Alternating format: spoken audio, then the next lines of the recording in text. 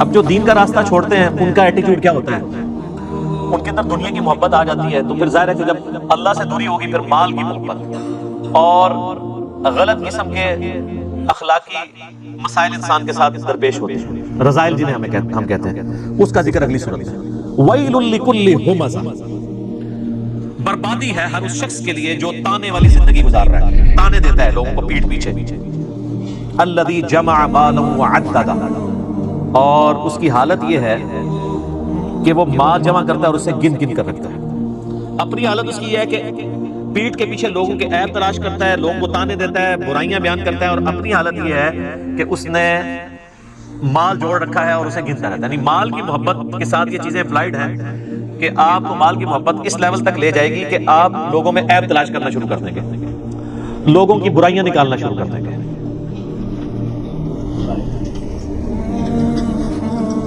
یحسب ان مالہ اخلدہ، وہ خیال کرتا ہے کہ اس کا مال کبھی بھی فانی نہیں ہوگا، ہمیشہ کے لیے اس کا مال اس کے ساتھ رہے گا۔ جو لوگ مال جوڑ رہے ہوتے ہیں نا ان کی حالت ویسے یہی ہوتی ہے، اربوں روپیہ جوڑا ہوا ہے لوگوں نے اور وہ سمجھتے ہیں ساتھ لے کے جائیں گے۔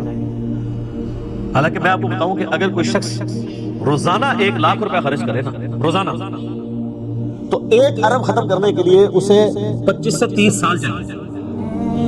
یہ کیلکولیشن کر لیجیے، 1 ارب اتنی بڑی رقم ہے، اور یہاں ہمارے پاس اربوں ہوتے ہیں، اور 70-80 سال کے ہوئے میں ان سے پوچھا آپ نے کتنی زندگی گزاری ہے، اور روزانہ 1,00,000 روپے کو خرچ کر سکتا ہے؟ کیا کرے گا؟ نوٹ بھی کھانا شروع کرے تب بھی نہیں کھا سکتا۔ لیکن جب جس کو لت پڑ جائے تو وہ پھر یہی کرتا ہے، اور پھر وہ سمجھتا ہے میرا مال فانی نہیں ہوگا، نہ اس نے بننا ہے۔ کلا، ہرگز نہیں، لیمبذن فی الحطمہ، یقیناً اسے حطمہ میں پھینک دیا جائے گا۔ یعنی دنیا کی محبت میں جو مبتلا ہوا اور تباہ و برباد ہو گیا، اس کا الٹیمیٹ انجام حطمہ ہے۔ وما ادراک ما الحطمہ، اور تم کیا جانو کہ حطمہ کیا ہے؟ نار اللہ الموقدہ، وہ اللہ کی ایک آگ ہے جو خوب بھڑکائی ہوئی، ان دوزخ کی آگ، التی تطلع علی الافئدہ، جو دلوں تک پہنچ جائے گی۔ ویسے تو آگ جلا کے راکھ کر دیتی ہے، کھالیں جلیں گی، جسم فانی ہوگا، تاکہ جسم کو تکلیف ہوتی رہے، بولے اعوذ باللہ تعالی، اندر تک آگ گھس جائے گی۔ جیسے دنیا میں بھی آپ کہتے ہیں نا کہ گھبراہٹ ہو رہی ہے، جن لوگوں کو معدے کا ایشو ہوتا ہے وہ کہتے ہیں اندر آگ لگی ہوئی ہے، حالانکہ وہ باہر کوئی آگ نہیں ہوتی ہے۔ تو یہ دلوں کے اندر گھس جانے والی، انسان کے اندر گھس جانے والی آگ ہوگی۔ انہا علیہم مؤصدہ، اور وہ آگ ان پر بند کر دی جائے گی، فی عمد ممددہ، لمبے لمبے ستونوں میں۔ کوئی اللہ تعالیٰ نے کو بڑے کیپسولز ایسے بنا کے رکھے ہوئے ہیں، ایسی بھٹیاں بنا کے رکھی ہیں کہ اس کے اندر بندوں کو پھینک دیا جائے گا اور اس کے بعد لاک لگا دیا جائے گا، وہ اسی بھٹی کے اندر لمبے لمبے ستونوں کی فارم میں۔ یہاں پہ بھی آپ دیکھیں نا جو بڑی جیلیں ہوتی ہیں نا، کہتے ہیں کہ وہ جیلیں ایسی ہیں جس میں آپ لیٹ بھی نہیں سکتے، 4 فٹ بائی 4 فٹ کی جیل، اور آپ اسی کو ذرا کم کریں، اگر آپ 1.5 فٹ بائی 1.5 فٹ یا 2 فٹ بائی 2 فٹ کی جیل ہو جس میں آپ لیٹ بھی نہ سکیں اور کھڑی بھی حالت میں، اور اس میں انسان کو باہر سے آگ چھوڑ دی جائے، اندر آگ نہ جلائی جائے، تو کیا انسان کی حالت ہوگی؟ رومن امپائر کی اگر آپ سزائیں دیکھیں نا یوٹیوب پہ، اگلے زمانوں میں وہ اپنے دشمنوں کو کیسے سزائیں دیتے تھے، تو انسان کے رونگٹے کھڑے ہو جاتے ہیں۔ بڑے بڑے انہوں نے بیل بنائے ہوئے تھے لوہے کی چادروں سے، بیل نما، یعنی انہوں نے مجسمے کھڑے کیے تھے، اور اس کے اندر باقاعدہ بندے کو وہ ڈالتے تھے، اور پھر وہ اس کو بند کر دیتے تھے اور نیچے آگ روشن کر دیتے تھے۔ تو اس بندے کی جب چیخیں نکلتی تھی، وہ جیسے کہ وہ ایک گائے کی چیخ نکلتی ہے نا تکلیف کے وقت، تو ویسی وہ گائے کے منہ سے چیخیں نکلتی تھی اور اس کو وہ انجوائے کرتے تھے۔ یہ تکلیف دی جاتی تھی۔ تو یہی اسی قسم کی تکلیف ہے جو اللہ تعالیٰ ہمارے کہ ہم انہیں آگ پہ بڑے بڑے ستونوں میں بند کر دیں گے آگ کے اندر، اور ان کے اوپر آگ چھوڑ دیں گے، اور آگ ایسی ہوگی جو ان کو جلا نہیں رہی ہوگی، اندر گھس رہی ہوگی، انسان کے اندر تک۔ یہ کوئی امیجن نہیں کر سکتا۔ یہ یقین کریں قرآن لوگوں نے نہیں پڑھا تو اس لیے وہ سمجھتے ہیں کہ کوئی اللہ تعالیٰ کوئی نعوذ باللہ کوئی بڑی نانی اماں یا دادی اماں ہے، اس نے اینڈ پہ سب کو معاف کر ہی دینا ہے۔ اتنا آسان معاملہ نہیں ہے، یہ بڑا مشکل معاملہ ہے۔ اور آپ یہ دیکھیں کہ جب یہ آیات نازل ہو رہی ہیں عربیوں کی زبان، تو ان کی کایا قلم تو پھر ہوتی تھی نا، ہم تو صرف ترجمہ سن کے تو ہماری حالت بدل جاتی ہے، تو جن کی اپنی زبان میں چیزیں نازل ہو رہی تھی ان پہ کیا کیفیت گزرتی ہوگی۔ اللہم اجرنا من النار، آمین۔ اب میرے بھائیو اگلی 2 صورتیں جو ہے نا وہ ایک عرب کی جو ایک ہسٹری ہے نا اس کو بریف کر رہی ہے۔ کے لوگوں میں چونکہ سن اس طرح نہیں چل رہے ہوتے تھے. یہ سن ہجری بھی آپ کو پتا ہے کہ سیدنا عمر کے دور میں شروع ہوئے. میرے یوٹیوب پہ کلپ بھی ہے اسلامک کیلنڈر ورسز عیسوی کیلنڈر, ہجری کیلنڈر ورسز عیسوی کیلنڈر, وہ آپ دیکھ سکتے ہیں. اس میں نے بتایا کہ عیسوی کیلنڈر کس طریقے سے شروع ہوا, ہجری کیلنڈر کیسے شروع ہوا, بڑی ڈیٹیلز میں نے جان کی ہے. وہ آج مان لی کہ میں اس کی ڈیٹیل میں جاؤں. عرب کے اندر یہ رواج تھا کہ سالوں کو وہ واقعات کے ساتھ یاد رکھا کرتے تھے. یعنی کوئی سال تو چلتے نہیں تھے. بس اگر میں آپ کو جہلم شہر کی بات بتاؤں تو جہلم شہر میں 1992 میں بہت بڑا سیلاب آیا تھا. جہلم کی ہسٹری کا سب سے بڑا وہ سیلاب تھا. میں اس وقت میٹرک میں پڑھتا تھا. تو اب کئی لوگ جو 1992 میں پیدا ہوئے نا, تو وہ ان کی مائیں جب اپنے بچوں کا تعارف کرواتی ہیں نا, تو وہ جہلم میں کہتے ہیں جس سال سیلاب آیا سی نا, اے اودو پیدا ہوا سی. واقعات سے یاد رکھا جاتا ہے. تو کیونکہ وہ سیلاب ہمارے لیے تو بہت بڑی چیز تھا. اسی طریقے سے اگر آپ ناردرن ایریا میں چلے جائیں نا, تو وہ آپ کو 8 اکتوبر 2005 کا زلزلہ جس میں 1 سے 1.5 لاکھ لوگ لقمہ اجل بنے تھے. تو وہ جو بندہ 8 اکتوبر 2005 کو جو بچہ پیدا ہوا ہے نا, تو وہاں کے لوگ کہتے ہیں جی اس زلزلے والے سال اس دن پیدا ہوا سی یا اس سال پیدا ہوا تھا. تو عرب کے کلچر میں یہ چیز تھی, سن نہیں تھی. تو نبی صلی اللہ علیہ وآلہ وسلم جس سال پیدا ہوئے نا, اس سال بھی ایک بہت بڑا ایونٹ ہوا تھا. ظاہر ہر چیز معجزانہ طور پہ اللہ تعالیٰ کی طرف سے پری پلان چل رہی تھی. اور وہ ہوا تھا ہاتھیوں کی ہلاکت کا واقعہ. اسے کہا جاتا تھا عام الفیل, ہاتھیوں والا سال. نبی علیہ السلام اس سال پیدا ہوئے تھے. آپ کی پیدائش اس سال میں. جامعہ ترمذی میں صحیح سند کے ساتھ حدیث ہے کہ نبی صلی اللہ علیہ وآلہ وسلم عام الفیل والے سال پیدا ہوئے, جس سال ابراہ کے لشکر کو اللہ تعالیٰ نے ابابیل کے ذریعے ہاتھیوں کے لشکر کو تباہ و برباد کیا. اور اس کا ایک طریق دلائل النبوہ میں بھی موجود ہے. اس میں محمد بن اسحاق انس بن مالک کے شاگرد کہتے ہیں کہ نبی علیہ السلام عام الفیل والے سال 12 ربیع الاول کو سوموار کے دن پیدا ہوئے. تو یہ واقعہ یوں تھا کہ چونکہ آپ کو پتا ہے کہ خانہ کعبہ اسلام سے پہلے بھی مشرکین عرب کے لیے ایک ریسپیکٹیبل جگہ تھی, کیونکہ وہ ابراہیمی تھے. حج پہلے بھی کرتے تھے, اگرچہ وہ بگڑی فارم میں تھا. اللہ کو مانتے تھے لیکن ساتھ بتوں کو بھی شریک کرتے تھے. تو یمن کا ایک بادشاہ تھا ابراہ, وہ کرسچن تھا, وہ جیلس ہوتا تھا. اس نے بھی یمن کے اندر ایک کعبے کے مقابلے میں ایک بلڈنگ کھڑی کی اور ارادہ کیا کہ لوگوں کو اس طرف مائل کیا جائے کہ وہ یہاں پہ بھی آیا کریں حج کے لیے, اور خانہ کعبہ کی رونق ختم ہو جائے. کیونکہ خانہ کعبہ کی رونق جو ہے وہ عرب کے لوگوں کی اکانومی کا ایک ذریعہ بھی تھی. ظاہر ہے اتنے ٹورسٹ آج بھی آپ دیکھ لیں, دنیا میں کون سا ملک ہے جس میں اتنے زیادہ لوگ کروڑوں کی تعداد میں جاتے ہوں اور وہاں پہ دیکھنے کی کوئی چیز نہ ہو. یعنی آپ اگر مکہ شریف چلے جائیں تو نہ تو وہاں پہ کوئی سبزہ ہے, چٹیل کالے پہاڑ ہیں, ٹوریزم کی جو جگہ ہی کوئی نہیں ہے وہ. لیکن اتنی بڑی یعنی ان کی اکانومی ٹوریزم کی اسی کے اوپر چل رہی ہے, اتنی خریداری ہوتی ہے. تو اس زمانے میں بھی یہ تھا کیونکہ پوری دنیا سے لوگ آتے تھے, ایک بابرکت جگہ سمجھی جاتی تھی. تو ابراہ نے یہ پلان کیا کہ میں ایک بلڈنگ مقابلے میں بناؤں تاکہ لوگ یہاں پہ آنا شروع ہو جائیں. تو وہ وہاں پہ تو لوگ ظاہر نہیں جائیں گے. اللہ نے دل جوڑے. اس طرح سورۃ الحج میں آتا ہے کہ ہم نے ابراہیم سے کہا اناؤنسمنٹ کر, تم دیکھو گے دور دراز علاقوں سے بھی لوگ پتلے پتلے اونٹوں پہ بیٹھے, یعنی اونٹ بھی پتلے ہو جائیں گے سفر کرتے کرتے اور یہاں پہ پہنچیں گے. الٹیمیٹلی یہ ہوا کہ قریش مکہ میں سے کسی نے جا کے نا, اس نے وہ جو کعبے کے مقابلے پہ وہ جو کوئی بلڈنگ بنائی تھی وہاں پہ جا کے اس نے جا کے رفع حاجت بھی کر دی. تو ابراہ کو غصہ آ گیا. اس نے پھر کہا کہ میں نا کعبے کے اوپر چڑھائی کر کے کعبہ ختم کروں. اس کے لیے وہ ہاتھیوں کا لشکر لے کے آیا. اور یہ ایک معجزانہ واقعہ تھا. اللہ تعالیٰ نے اس سال کو ایک منسوب کرنا تھا اس چیز کے ساتھ. ادروائز تو بعد میں صحیح مسلم میں آتا ہے یزید نے بھی کعبے پہ چڑھائی کی ہے, خانہ کعبہ کی ایک دیوار بھی ڈیمیج ہوئی, غلاف کعبہ بھی جل گیا. اس کے بعد حجاج بن یوسف نے بھی یہ کیا. تو اس وقت تو کوئی اللہ تعالیٰ کی طرف سے غیبی مدد نہیں آئی ہے. حتیٰ کہ بخاری میں آتا ہے قرب قیامت پہ کالا حبشی پتلی ٹانگوں والا کعبے کی اینٹ سے اینٹ بجا دے گا. تو دنیا کو اللہ نے بقدر ایفرٹ رکھا ہے. وہ ایک ہی واقعہ ہوا تھا. آگ بھی ایک ہی دفعہ ٹھنڈی ہوئی ہے حضرت ابراہیم کے لیے. بعد میں تو صحابہ کرام آگ میں جلائے بھی ہیں. تو وہ جب لشکر لے کے آیا تو اللہ تعالیٰ نے پرندوں کے چھوٹے چھوٹے پرندے ابابیل بھیجے جنہوں نے زمین سے کنکریاں اٹھائیں. یہ جب بارش پڑتی تھی نا عرب میں, تو وہ جو کنکریاں یعنی بارش کے قطرے گرنے سے جو وہاں کی مٹی ہے اس میں چھوٹے چھوٹے وہ کنکر بن جاتے تھے. جب ان کو دھوپ پڑتی تھی تو وہ ایک چھوٹے چھوٹے آپ سمجھ لیں گولیاں پتھر بن گئے. اور جب آپ اتنی ہائٹ سے وہ پتھر نیچے پھینکیں تو وہ پھر کس سپیڈ سے آگے لگتا ہے. یہ تو اللہ نے معجزہ کیا ہوا ہے کہ جو آپ کی بارش نازل ہوتی ہے نا, اگر اس میں جو اولے ہیں یہ بھی اس طریقے سے آ کے پڑے نا تو یہ تو سب کچھ ڈیمیج ہو جائے گا. اس کی سپیڈ کنٹرول ہو جاتی ہے. اللہ نے ایسا سسٹم رکھا ہوا ہے. تو وہ آسمان سے ابابیلوں نے وہ کنکریاں پھینکی، اتنی اوپر بلندی سے جب کنکریاں آگے گریں گی تو وہ جس چیز میں پڑیں گی ظاہر ہے وہ تو گولی کی طرح لگے گی، تو وہ ہاتھیوں کو بھی انہوں نے ڈیمیج کر کے زخمی کر دیا اور لاشیں ہاتھیوں کی بکھری پڑی ہوئی تھی۔ آج بھی اگر آپ میدان عرفات سے مزدلفہ کی طرف پیدل راستے سے آئے نا تو وہ وادی آتی ہے جہاں پہ وہ ابرا کا لشکر تباہ کیا گیا تھا، اور نبی اسلام نے حکم دیا کہ وہاں سے تیزی سے گزرا جائے کیونکہ وہاں پہ اللہ کا عذاب نازل ہوا تھا، تو وہاں سے بھی لوگ بھاگتے ہوئے گزرتے ہیں، اگرچہ آپ کو وہاں کوئی عذاب کے ساتھ نہیں ہے لیکن ایک سنت ہے، جیسے صفا مروہ میں بھی بھاگتے ہیں۔ تو وہ آسمان سے پرندوں نے اپنی چونچوں میں زمین سے اٹھائے اور وہ پتھر پھینکے، یہ موجزانہ طور پہ ہوا، نہ اس سے پہلے ہوا نہ بعد میں ہوا، اور وہ پھر ہاتھیوں کی لاشیں گری پڑی ہوئی تھی، بھوسے کی مانند وہ زمین پہ بکھرے ہوئے تھے۔ تو اس واقعے کا ذکر اللہ تعالیٰ نے کیا ہے، یعنی قریش مکہ کو اپنی طاقت بتائی ہے کہ میرے لیے تمہیں تباہ و برباد کرنا کوئی مسئلہ نہیں ہے، تم نے تو یہ منظر اپنی آنکھوں میں سے، تمہارے ماں باپ زندہ ہیں جنہوں نے یہ منظر اپنی آنکھوں سے دیکھا ہوا ہے، تو اللہ تعالیٰ کے لیے مسئلہ ہے کہ اپنے نافرمانوں کو تباہ و برباد کر دے۔ تو وہ سال کہلاتا تھا عام الفیل، ہاتھیوں کی تباہی کا سال، اور نبی الاسلام کی پیدائش اسی سال 571 عیسوی عام الفیل بنتا ہے۔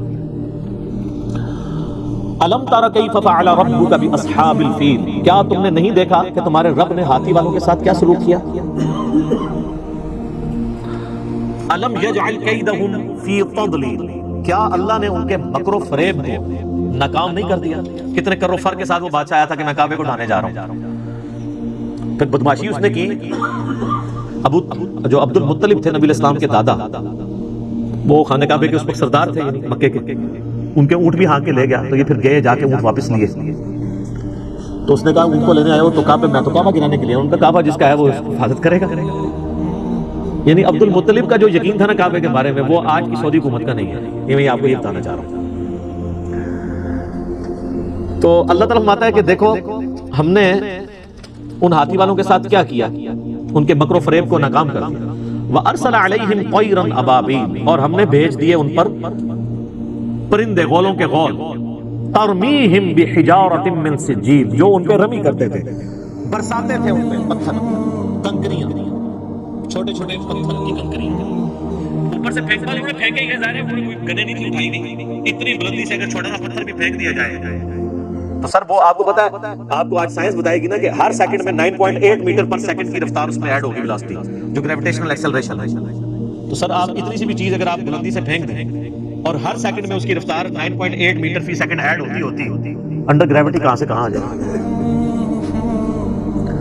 آپ کو میں بتاؤں یہ جو میزائل ٹیکنالوجی ہے نا،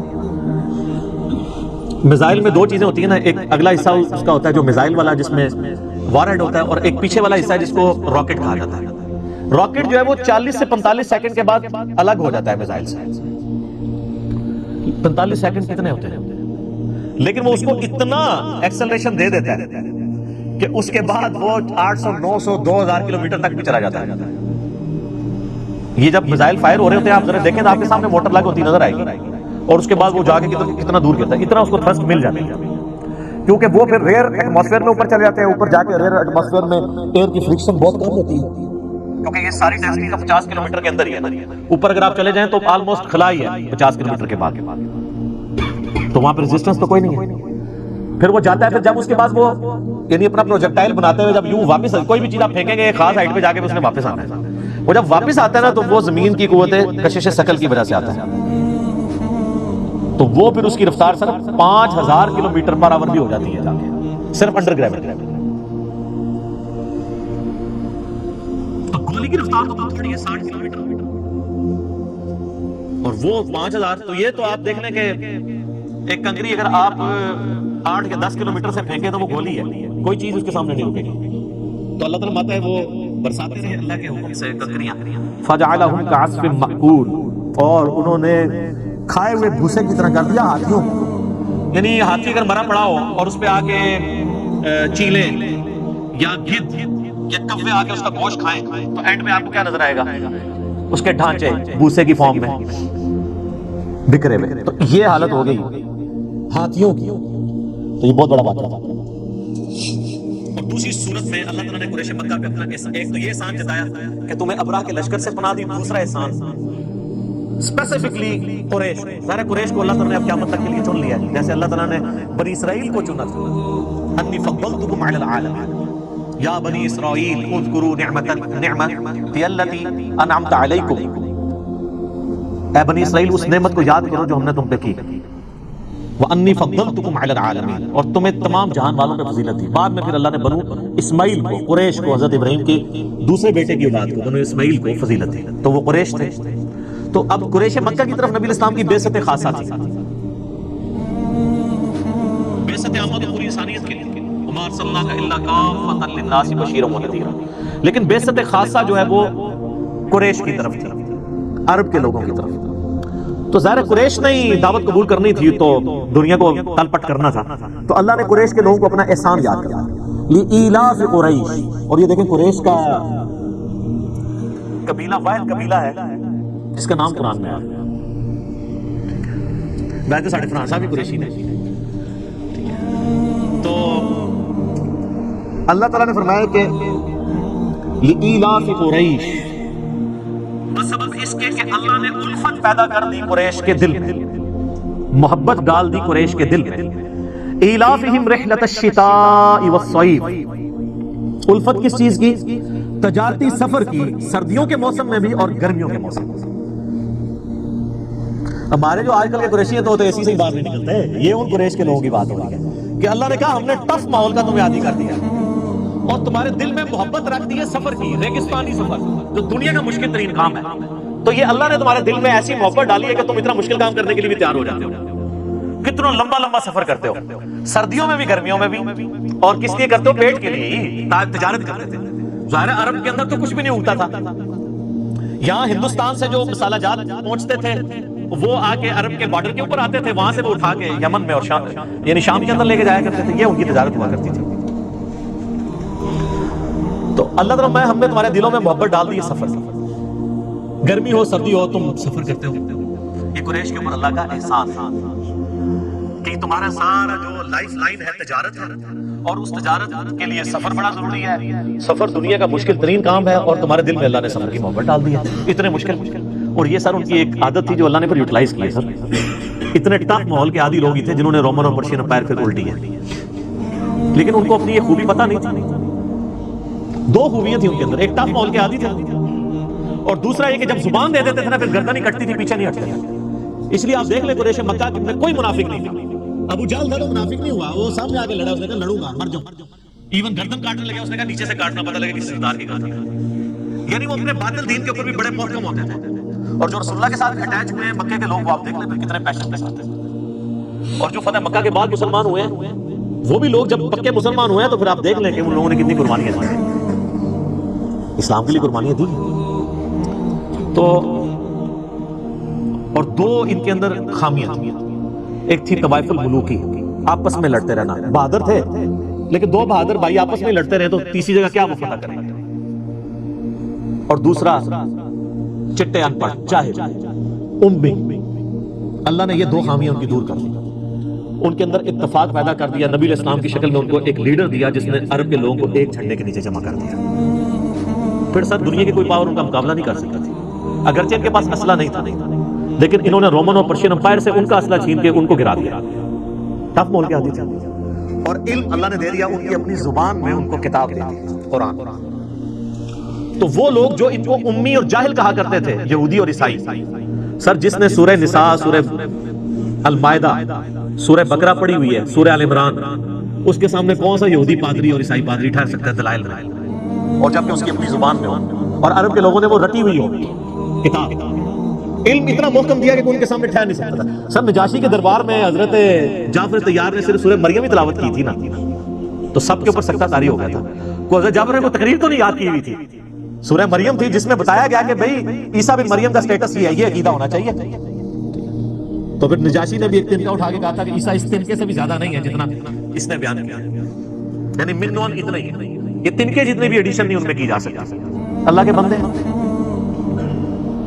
تو یہ اللہ تبارک و تعالیٰ نے قریش کے لوگوں کے اندر خوبی رکھی تھی، تو اللہ تعالیٰ نے ان کو پھر یہ اس چیز احسان جتایا اپنا کہ دیکھو الفت پیدا کر دی ہے سفر کی، کہ تم سفر اختیار کرتے ہو، تو اب پھر اس کا تقاضا کیا ہے؟ فَلْيَعْبُدُوا رَبَّ هَذَا الْبَيْتِ، جس گھر کا کھانا کھا رہے ہو بیت اللہ کے نام کے اوپر قریش کے لوگ پورے عرب کے اندر ان کا ایک ٹیکا تھا، چودھری تھے یہ، ہر قافلہ لوٹا جاتا تھا، قریش کا قافلہ کوئی نہیں لوٹتا تھا. وہ کہتے تھے کہ یہ تو کعبے کے متولی ہیں، ٹھیک ہے، اور یہ بھی ان کو ڈر لگا ہوتا تھا کہ کعبے میں 360 بت رکھے ہوئے ہیں، اگر ہم ان کے ساتھ اینکی ٹینکی کی ہمارا بت اٹھا کے پر پھینک دیں گے، تو وہ بھی ان کو خطرہ رہتا تھا دوسرے قبیلے کو. تو قریش کے لوگ بآسانی گرمی سردی سفر کرتے تھے ریگستان کا، اور بغیر کسی ڈر کے. دوسرا کوئی قافلہ بچتا نہیں تھا اور ان کے قافلے کو وہ ہاتھ نہیں ڈالتا تھا. ڈاکو تھے نا وہ نا، لٹیرے عرب کے لوگ، ان کا گزر بسر اس طرح ہوتا تھا قافلوں کو لوٹ کے. ظاہر ہے جب وہاں پہ کوئی اناج بھی نہیں اگنی، کوئی مادیات بھی، تیل بھی تو ابھی آگے دریافت ہوا، تو بیچارے کھائے بھی کہاں سے، اسی طریقے سے ہی کرتے تھے. تو قریش کے لوگ تجارت کرتے تھے اور ان کو پروٹیکشن ہوتی تھی کعبے کی وجہ سے. خانہ کعبے کے نام کا وہ کھانا کھا رہے ہوتے تھے اپنی تجارت. تو اللہ نے بات تو یہ صرف کھان پین والے کام جو کیا ہے، فَلْيَعْبُدُوا رَبَّ هَذَا الْبَيْتِ، تو عبادت بھی کرو نا اسی گھر والے رب جس کا یہ گھر ہے، اس رب.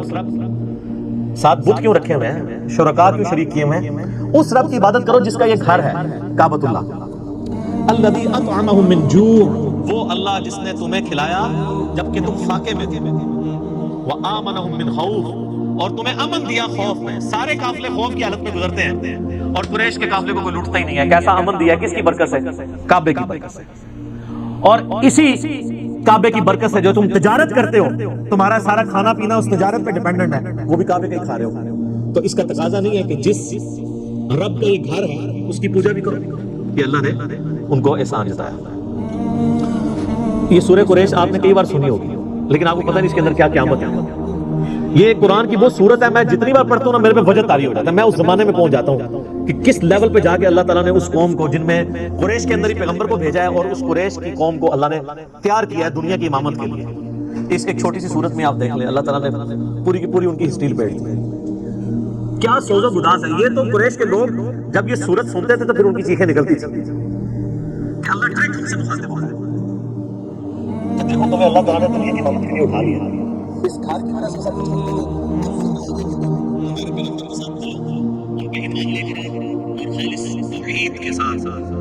اللہ تعالیٰ کی عبادت کرو تو دنیا میں پھر اللہ تمہیں امام بنائے گا. پھر امام بنایا نا قریش کے لوگوں کو.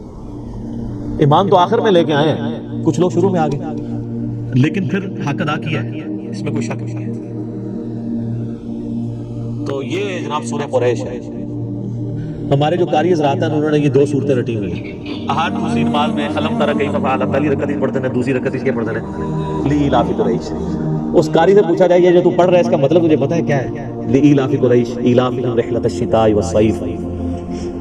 کیا قیامت مضمر ہے، کیا سوز و گداز ہے اس صورت کے اندر. ایک یہ صورت ہے، اور دوسری انشاءاللہ اگلی دفعہ آئے گی اذا جاء نصر اللہ والفتح، جس میں نبی علیہ السلام کی وفات کی خبر اللہ تعالیٰ نے دے دی. نبی نے اپنا کام پورا کر دیا، لوگ گروہ در گروہ دین میں داخل ہو رہے ہیں. اب نبی علیہ السلام کی دنیا سے کوئی سکتا. یہ 2 صورتیں انتہائی سوز و گداز والی صورتیں. لیکن اس کے لیے جسے اسلامک ہسٹری پتہ ہے، جسے پتہ ہے کہ یہ دعوت کیسے اٹھی ہے اور چھا گئی ہے پوری دنیا کے اوپر، گراس روٹ لیول سے اٹھ کے چند لوگوں کے ذریعے اللہ تعالیٰ نے پوری دنیا کے اندر تبدیلی لے کے آئے.